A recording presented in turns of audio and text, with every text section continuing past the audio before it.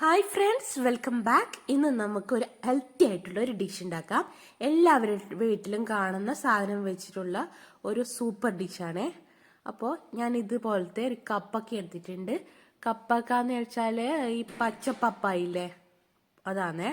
നമ്മുടെ നാട്ടിൽ കപ്പക്ക എന്നാ പറയാറേ. അപ്പോൾ ഇത് നല്ല ക്ലീൻ ആക്കി എടുക്കുക.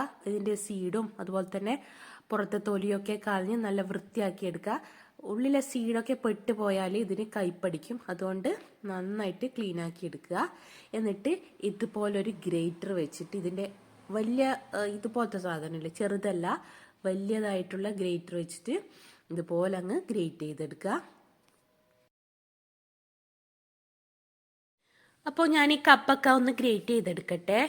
എനിക്കിപ്പോൾ ഒരു കപ്പ് കപ്പൊക്കെയാണ് ആവശ്യമായിട്ടുള്ളത്. അതുകൊണ്ട് ഒരു പീസ് കപ്പൊക്കെ ഗ്രേറ്റ് ചെയ്തപ്പോൾ തന്നെ എനിക്ക് ഒരു കപ്പ് ഗ്രേറ്റ് ചെയ്ത കപ്പൊക്കെ കിട്ടിയിട്ടുണ്ട്. ബാക്കി ഒരു പീസ് ഉണ്ട് കേട്ടോ. അപ്പോൾ ഇതിങ്ങനെ ചെയ്തെടുത്തിട്ടുണ്ട്. ഇനി നമുക്ക് കുറച്ച് തേങ്ങ, അതായത് അരക്കപ്പ് തേങ്ങ, ഒരു ചെറിയ സവോള, ഒരു 1/4 ടീസ്പൂൺ ജീരകം, 3 പച്ചമുളക്, ഇത്രയും സാധനം എടുത്തിട്ടുണ്ട്. കൂടാതെ ഒരു അരക്കപ്പോളം ചെറുപയറില്ലേ, ചെറുപയർ കൂടി എടുത്തിട്ടുണ്ട്. ഇത് നമുക്ക് ബോയിൽ ചെയ്തെടുക്കണം. അതുപോലെ തന്നെ ഈ തേങ്ങയുടെ ഈ മിക്സ് നമുക്കൊന്ന് ഒതുക്കിയെടുക്കുക എന്നൊക്കെ പറയുന്നില്ല, അതായത് തരിതരിപ്പായിട്ട് അരച്ചെടുക്കുക. അതുപോലെ തന്നെ ചെറുപയറൊന്ന് ബോയിൽ ചെയ്തെടുക്കുക. ഇനി നമുക്ക് കുക്കിങ്ങിലേക്ക് കിടക്കാം. അതിനുവേണ്ടി ഒരു പാന് നന്നായി ചൂടായ ശേഷം അതിലേക്ക് 2 ടേബിൾ സ്പൂണോളം കോക്കനട്ട് ഓയിൽ ചേർത്ത് കൊടുക്കുക. കോക്കനട്ട് ഓയിൽ തന്നെയാണ് ഏറ്റവും ബെസ്റ്റ് കേട്ടോ. ഇത് നാടൻ ഐറ്റം അല്ലേ. ഇനി ഇതിലേക്ക് നമ്മുടെ ഒതുക്കി വെച്ചിരിക്കുന്ന ആ തേങ്ങയുടെയും സവോളയുടെയും പച്ചമുളകും ജീരകമുള്ള മിക്സിലെ അത് ചേർത്തിട്ട് നന്നായിട്ടൊന്ന് ഇളക്കി കൊടുക്കുക. അതിൻ്റെ പച്ചച്ചോവ മാറുന്നവരെ ഒന്ന് ഇളക്കി കൊടുക്കണം കേട്ടോ. ആ പച്ചച്ചോവ ഉണ്ടാവുകയാണെങ്കിൽ ഇതിൻ്റെ ടേസ്റ്റ് മാറിപ്പോവും. അതുകൊണ്ട് നന്നായിട്ടൊന്ന് ഇളക്കി കൊടുക്കുക. അതിന് മുമ്പായിട്ട് എൻ്റെ വീഡിയോ സബ്സ്ക്രൈബ് ചെയ്യാത്തവരാണെങ്കിൽ ഒന്ന് സബ്സ്ക്രൈബ് ചെയ്തേക്കണേ. കൂടാതെ ഇഷ്ടപ്പെടുകയാണെങ്കിൽ ലൈക്കും ഷെയറും അതുപോലെ തന്നെ ആ ബെല്ലൈക്കണ് കൂടി പ്രസ് ചെയ്യുകയാണെങ്കിൽ ഞാനിടുന്ന വീഡിയോസിൻ്റെ നോട്ടിഫിക്കേഷൻ നിങ്ങൾക്ക് ലഭിക്കുന്നതാണ്. അപ്പോൾ ഇത് നന്നായിട്ടൊന്ന് മിക്സ് ചെയ്തെടുക്കണം കേട്ടോ. ഇനി ഇതിലേക്ക് ഒരു 1/4 ടീസ്പൂണോളം മഞ്ഞൾപ്പൊടി കൂടി ചേർത്തിട്ട് ഒന്നുകൂടി ഒന്ന് മിക്സ് ആക്കി എടുക്കുക. ഇതിപ്പോൾ മഞ്ഞൾപ്പൊടിയും കൂടി ചേർത്തിട്ട് ഞാൻ നന്നായിട്ടൊന്ന് ഇളക്കി കൊടുക്കുന്നുണ്ട്. അപ്പോൾ ഇത് 1-2 മിനിറ്റോളമായി ഞാനിങ്ങനെ ഇളക്കി കൊടുക്കുന്നത്. അപ്പോൾ ഇതിൻ്റെ പച്ചച്ചൊവ്വയൊക്കെ മാറിയിട്ടുണ്ട്. ഇനി നമ്മുടെ ചെറുപയർ ഇതുപോലെ അങ്ങ് ഞാൻ ബോയിൽ ചെയ്തെടുത്തിട്ടുണ്ട്. ഇത് നന്നായി വെന്തിട്ട് കുഴഞ്ഞു പോകാൻ പാടില്ല, പക്ഷേങ്കിൽ വേവും വേണം. ഈ ഒരു പരുവത്തിലായിരിക്കണം എടുക്കേണ്ടത്. ഇനി നമുക്ക് ഈ ചെറുപയറിൻ്റെ മിക്സ് ചേർക്കുന്നതിന് മുമ്പായിട്ട് നമ്മുടെ ഈ ഗ്രേറ്റ് ചെയ്തെടുക്കുന്ന കപ്പൊക്കെ ഇല്ലേ, ആ ഒരു കപ്പ് ഗ്രേറ്റ് ചെയ്തെടുത്ത കപ്പൊക്കെ നമുക്ക് ഇതിലേക്ക് ചേർത്ത് കൊടുക്കണേ. അപ്പോൾ നിങ്ങൾ ഈ പയർ വേവിക്കുന്ന സമയത്ത് വെള്ളം കൂടിപ്പോയാലൊന്നും കുഴപ്പമില്ല. കാരണം ആ വെള്ളം നമുക്ക് ഈ സമയം കപ്പൊക്കെ വേകുന്ന ആ സമയത്ത് നമുക്ക് കുറച്ച് വെള്ളം ആവശ്യമായിട്ട് വരും.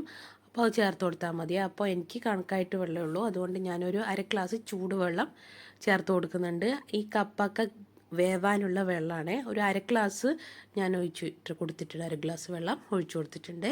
ഇനി ഇത് നമുക്ക് നന്നായിട്ടൊന്ന് മിക്സാക്കി എടുക്കണം. ശേഷം അതിലേക്ക് ആവശ്യത്തിനുള്ള ഉപ്പ് ചേർത്ത് കൊടുക്കുക. എന്നിട്ട് ഒന്നും കൂടി നന്നായിട്ട് മിക്സായ ശേഷം നമുക്കിതൊന്ന് അടച്ച് വെക്കാം കേട്ടോ.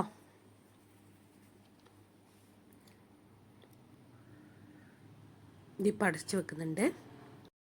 ഇനി നമുക്കിതൊന്ന് ഓപ്പൺ ചെയ്ത് നോക്കാം. ഇപ്പോൾ ഇതിലെ വെള്ളമൊക്കെ വറ്റിയിട്ടുണ്ട്. ആവശ്യത്തിന് വെന്തിട്ടുമുണ്ട്. ഇത്രേ വേണ്ടൂ. ഇനി നമുക്ക് ഇതൊന്നുകൂടി മിക്സാക്കിയ ശേഷം ഇതിൻ്റെ നടുവിലായിട്ട് ഒരു ഹോൾസ് ഉണ്ടാക്കി കൊടുക്കുക. ശേഷം നമ്മുടെ ബോയിൽ ചെയ്ത് വെച്ചിരിക്കുന്ന ചെറുപയറില്ലേ, അത് ചേർത്ത് ഒന്ന് ഇളക്കി കൊടുക്കുക. ചെറുപയർ കുഴഞ്ഞു പോകാത്ത രീതിയിൽ വേണം കേട്ടോ ഇളക്കി കൊടുക്കുക. അതുകൊണ്ടാണ് ചെറുപയർ വേവിക്കുമ്പോൾ കുഴഞ്ഞു പോകാൻ പാടില്ല എന്ന് പറഞ്ഞത്. അപ്പോൾ ഇത് ചേർത്ത് കൊടുത്തിട്ട് ഒന്ന് നന്നായിട്ടൊന്ന് മിക്സാക്കിയ ശേഷം നമുക്കിതൊന്ന് ഒരു സെക്കൻഡോളം അത്രേ വേണ്ടൂ, കുറച്ച് സമയം ഒന്ന് സെറ്റാവാൻ വേണ്ടിയിട്ട് മാത്രം ഒന്ന് നമുക്ക് അടച്ചു വെക്കാം. അതിനുശേഷം ഞാനത് വിട്ടുപോയതാണ്. അതിനുശേഷം നമുക്ക് ഫ്ലെയിം ഓഫ് ആക്കാം. അപ്പോൾ നമ്മുടെ അടിപൊളിയായിട്ടുള്ള ഒരു ഡിഷ് റെഡി ആയിട്ടുണ്ട്.